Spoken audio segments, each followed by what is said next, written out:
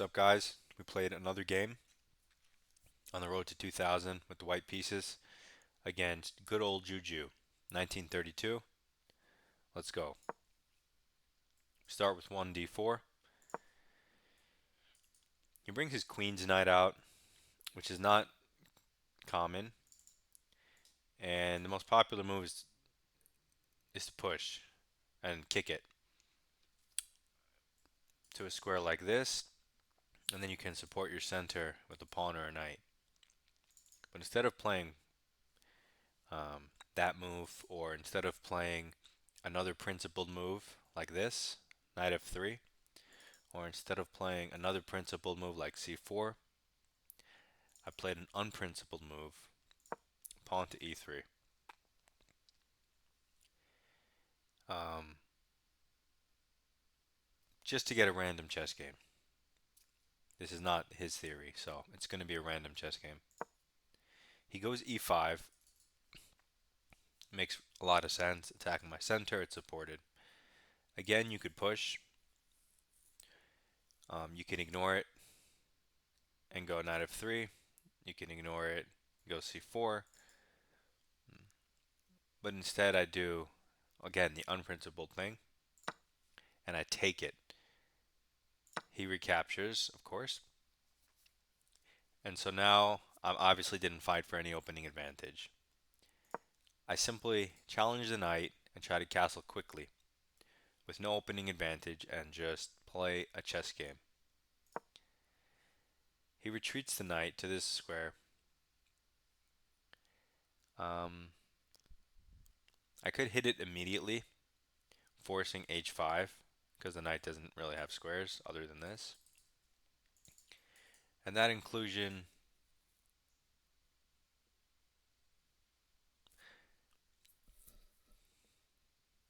benefits me because it makes the knight awkward after a bishop d3. So h5, h4 is an idea, but I didn't play it. I just went for castling. Again, I should put my bishop on d3, but I went to c4, which is weird because he's gonna play d5 at some point, and why is my bishop here? But either way, it's still just a move. It's whatever. He goes knight f6. I castle. Even game. We're just developing. And, whoever outmaneuvers the other one. He develops his bishop, prepares castling. Everything's fine. I play b3 so that I can fianchetto my bishop and finish developing. He goes d5 now that it's supported. And if I go here, he's going to kick it. So I have to go to one of these squares. I choose to go all the way back to e2 just to leave this open for the moment and to protect the knight. So my queen doesn't need to in case of bishop moves. He castles. Logical. I develop my bishop, which is why I did this. Logical. He protects his center and creates a nice pawn chain. Logical. I go c4 and attack the center. And now I can also put my knight on c3 as an option now that my pawn is not on c2. So I go here, challenging his center. He develops his last minor piece, reinforcing the center. Now I have to develop my knight and my queen. I choose to develop my queen first, just to put a rook here quickly. You can still develop the knight. I don't think it's a huge difference. This also defends the bishop, although it doesn't matter too much here since it's not aiming at since this guy's here and he's not also fianchettoed. So by going queen c2, in addition to setting up rook d1, it also x-rays the bishop, which is loose. So it also prepares a c takes d idea. So he moves the bishop out of that, also protected by a pawn. My turn. I can move the rook or develop the knight. I choose to move the rook because it's anytime I see it, I can line up with the queen. It's hard for me to resist, so I do it. He puts his rook here, I guess anticipating if I take, he takes, and c file is open, and the d file is not. So I'm not going to allow that, obviously. I'm not going to take. So I can once again develop my knight, but instead I choose, because he specifically played rook c8, I'm going to just close down the c file for good, kind of. Get this square for my pieces, because the bishop won't even touch it. Force his bishop to go back here, and kind of make his rook look dumb, and make his position a little cramped. It's not exactly cramped because his pieces have squares, but this rook looks dumb, and with this pawn here, it might be a little cramped. So I go for that. He retreats, because what else? Here I could develop my knight again. So I finally develop it. You could also develop it here, but it temporarily blocks my bishop, and I don't see what it's doing there necessarily. So I move it here.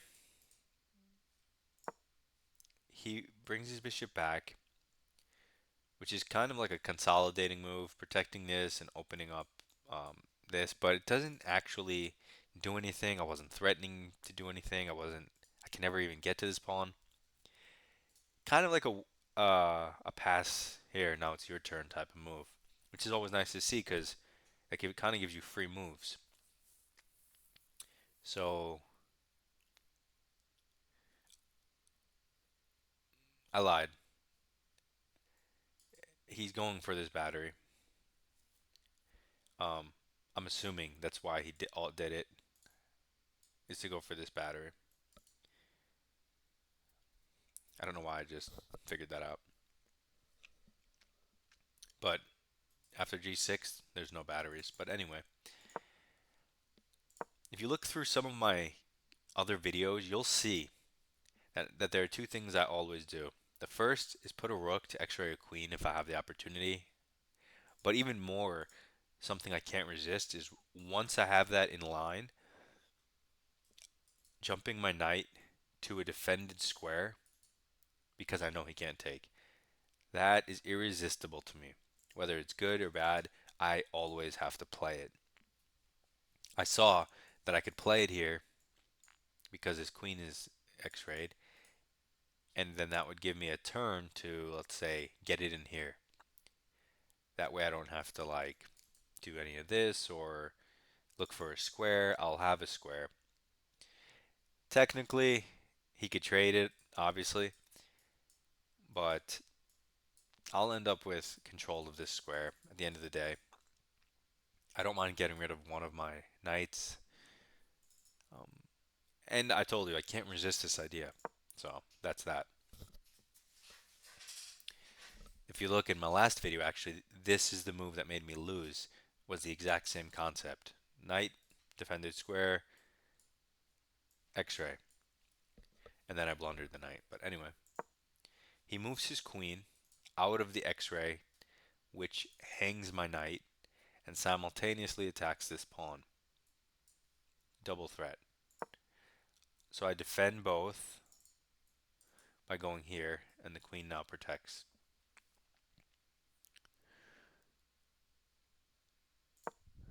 He jumps his knight into the center, which makes a lot of sense, because I don't have a knight to contest it. And my knight's in the center as well. It's just a good move. Um, maybe f6 at some point. So what do I do? Well, it's kind of hard in these positions to come up with moves sometimes. All of my pieces seem reasonable. Um, but I don't yet have to come up with moves because he's making clear threats. This knight in the center isn't just a knight in the center. It also double hits the pawn. So at least with that, you're forced to have a plan. Defend the pawn, right? So I play b4, hitting the pawn, preparing an eventual b5, maybe in the future, 10 moves down the road or whatever. And now it's his turn. He has lots of options. He can move his bishop somewhere. Maybe he can move the f pawn. He could trade.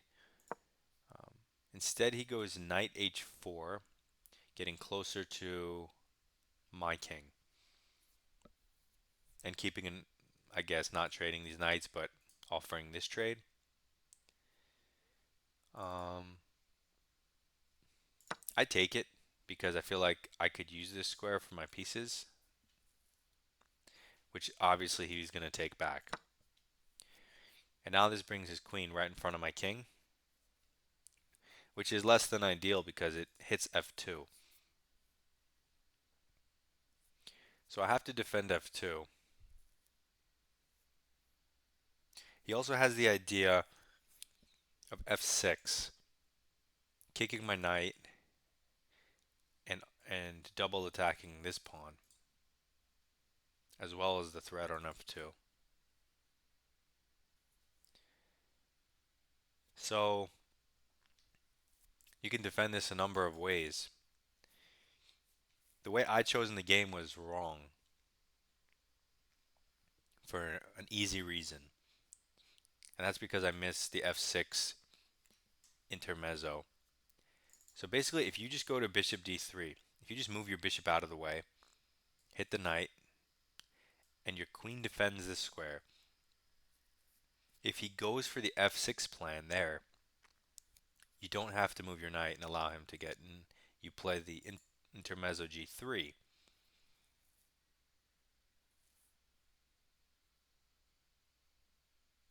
And when he moves his queen back, wherever,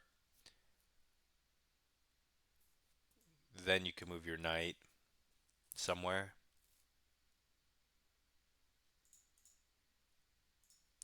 Also, if f6, so like bishop d3, f6, knight f3,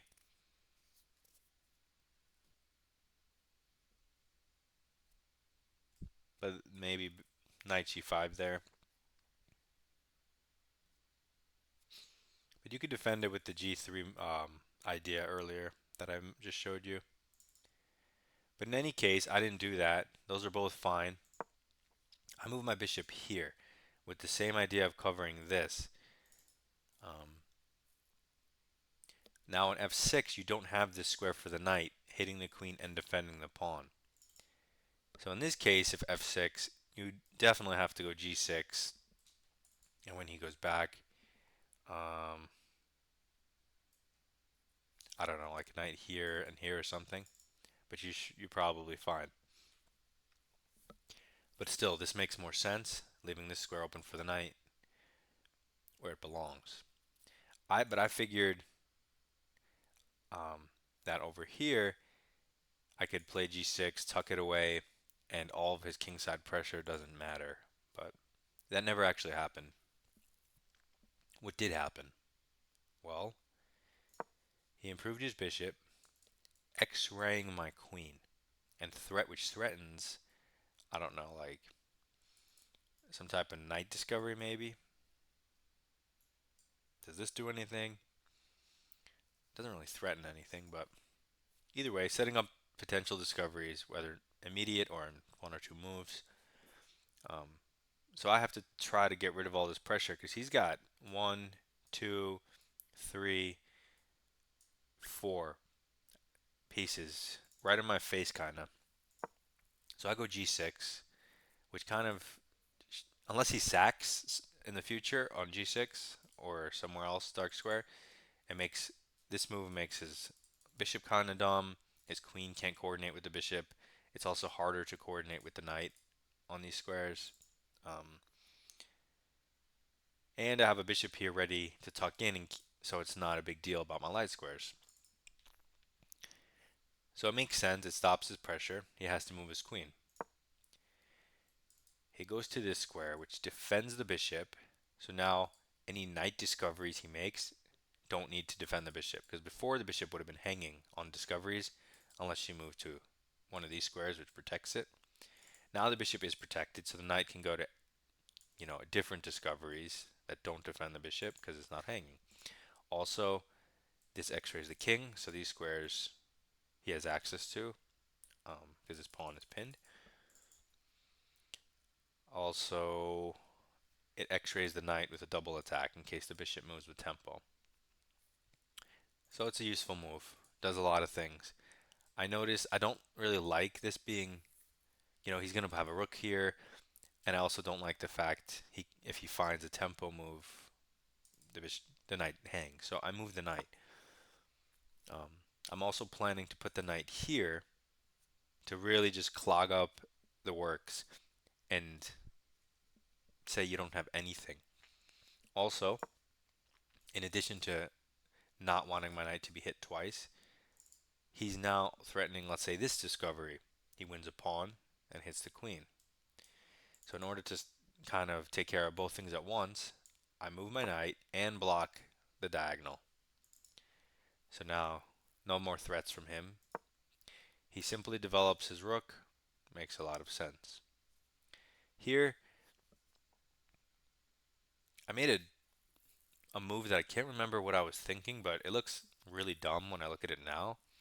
And that's rook c1. I don't know why I did this. And even when I look at it, I can't really figure out why I would have done that.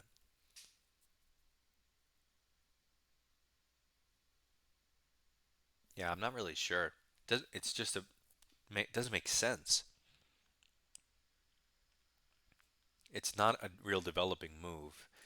This is defended twice. It's not like it's preparing b5. It was better on the a file because if I go back and I try to look for useful moves for white, um, I really come to a4, preparing b5, or the immediate b5. One of those. Because I only have 2 minutes and I probably wouldn't want to calculate all the consequences of b5, I would probably just go a4. But rook c1 just looks dumb. Other than a5, a4, b5, what other ideas? I like queen e2 to get out of this because I do want to put my knight somewhere. Yeah, queen e2, a4. I like.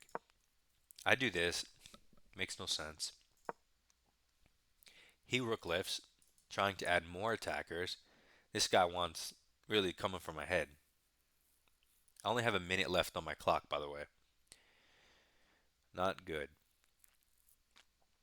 Again, I can either try to defend if I think his attack is strong, or I can just play a4 or b5. I like a4. I also like b5. I also like queen e2. The same moves I like last turn are the ones I like this turn. It brings another piece closer to the king, and he gets out of this potential thing. Of course, he goes here like he was supposed to. I fall under a minute, and this sack doesn't even work, right? Like takes, any checks, I could just go back. And if he takes, take, knight sack, right? Because what else? Um, take. If he takes with the queen, I can hide here and go queen g2 next, or bishop g2, or queen e1. So like if I just go a4 and he takes, um, and I take, I don't see a good check. So he would have to sack further, like this.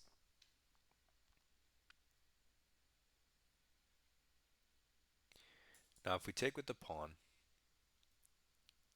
and he takes with the queen, and we go here, and he brings the bishop in, He's still not. There's still no threats. You could probably just swing your knight in.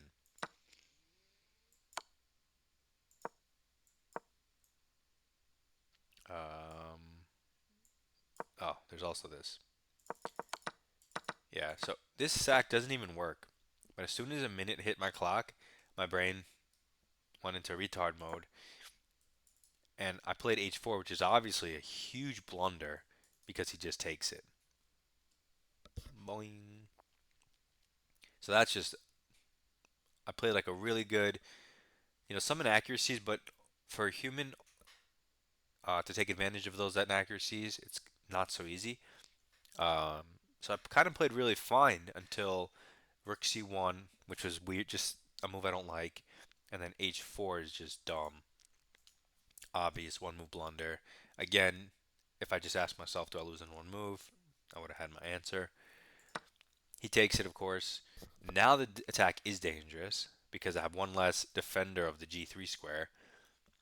Um, so now sacks are definitely a thing, right? Sacking the bishop, sacking the knight, that's real.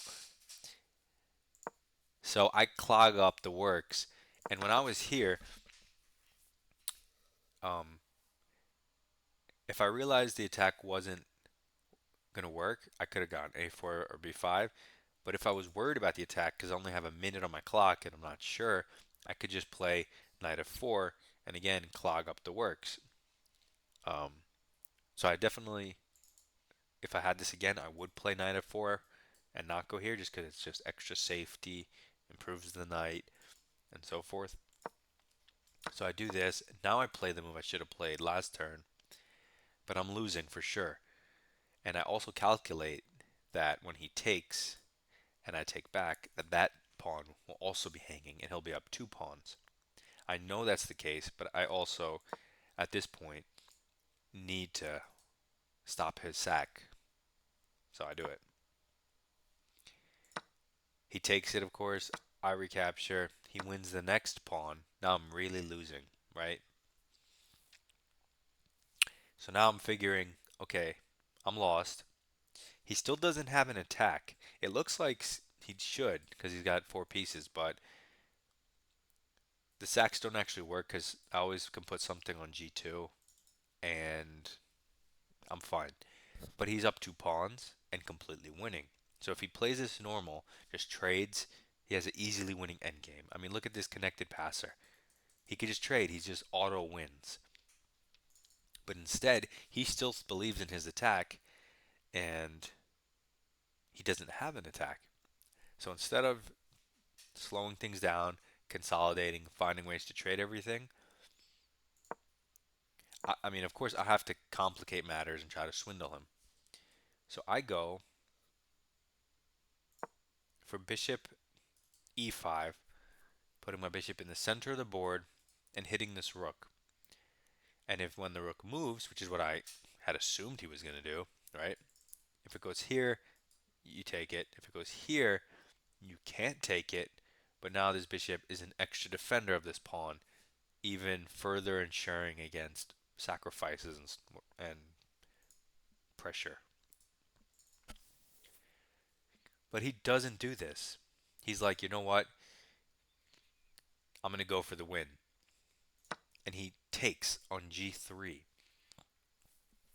And I wasn't scared of this because I saw that when I took, I'll always be able to put either the bishop or the queen here, and he doesn't have a mate. Now, when you're in a completely winning position like this with long-term advantage, and you could just trade to win, you don't want to get into tactical complications. I'm the guy who's completely lost. I want to get into tactical complications to try to swindle my opponent. But instead, he gets into tactical with me, but he doesn't do puzzle rush that much. So I take the knight. Now, when you sack the knight, the first thing you have to calculate is if he takes the knight. So it's not like I'm deviating down some weird line. This is the move he has to calculate, which he did. He takes the pawn with check, which is the best move. Um, and he's still better, but it's tricky now because his rook is pinned to his queen. And he just sacked a knight. So if I take the rook, I'll be up material, even if he takes my bishop. So now I'm in check. I obviously don't want to get checkmated, so I have to block with a piece. You could block with either piece, but I obviously don't want to trade queens because I'm trying to swindle this guy. I'm trying to keep it complicated. I block with the bishop, and I had 30 seconds left. But now he only has a minute too. And I'm used to time pressure, but maybe he's not. It's his turn. But now he has to deal with this dilemma. How do you save the piece? It's not so easy. There's one move that saves the rook. Can you see it?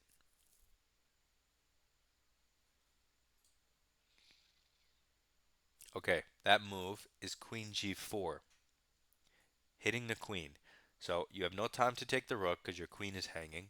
And if you queen trade, you can recapture with the rook. Everything's safe. Now, it's understandable that he missed that move. Fine. Not so easy to see with a minute on your clock. But if you don't find that move, you know you're losing the rook. And if you're losing the rook, you might as well take the bishop, right? So defending the bishop somehow, or just making a move and then recapturing, like when the bishop takes, just take the bishop with the queen. Like let's just say a random bishop g6, I take the rook, he gets the exchange. He'll be down 1 point of material, but his position is completely solid. Rook here, bishop here, pass pawn here. It's definitely playable for black. Um, but of course, if he doesn't find queen g4, him being better is going to go away because I take the rook. But instead of all of that, he tries to outcalculate, outtrick me, and he goes rook e4. Now this move, if no one tells you, if you don't have the bar right here, this move looks super scary. It's defended, it's an outpost square defended by a pass pawn and a bishop. It severs the connection between my queen and my bishop, meaning if I move my queen anywhere, he could take the bishop. Also, my bishop obviously can't take, it's pinned, and my queen needs to kind of stay guarding here as well. Also getting out of the threat with tempo. But here, I played a game-winning, brilliant move. What is it? With 44 seconds on my clock, and I really like the teal color of the brilliant, so I'm going to turn on feedback real quick and go boom. Queen takes rook. Took took me 10 seconds to see, but then I took the rook. Look how nice that looks. Let me turn it off. The idea is, if he takes my queen, I take his queen, I'm up a rook. He did not consider that. Therefore, he can either be down a rook with queens off the board, or he could be down a rook with queens on the board. So instead of taking my queen, he just moves his queen, realizing he blundered, and now I'm completely winning. I can move my queen anywhere. I purposely move it to a light square, and I purposely move it on this diagonal because I know that he's going to go here, attacking my queen and my bishop behind it, and it looks like a good move for black. So I purposely go here just so I could bait this move, just so that I can go here and hit the queen and block all pressure. Now he has nothing. No attack, no counterplay, dead laws, no matter whether he trades the queens or not. He doesn't want to trade the queens. But I played a game-winning move here, literally. Can you see it? Okay, shouldn't have taken you more than that time to see mate in one, boom. And this 1930 goes down just like that. Let's go back to the feedback. Just check it out one more time. Let's get a good look at that. Boom. Puzzle rush. So we take his points gladly. Good old Juju. Thank you for the game. Um, nice try with your knight c6 on move one. Very clever. But you got what was coming to you. Good for you. Next time, play principled. What are you going to do? All right, we keep on going to get to 2000. Goodbye.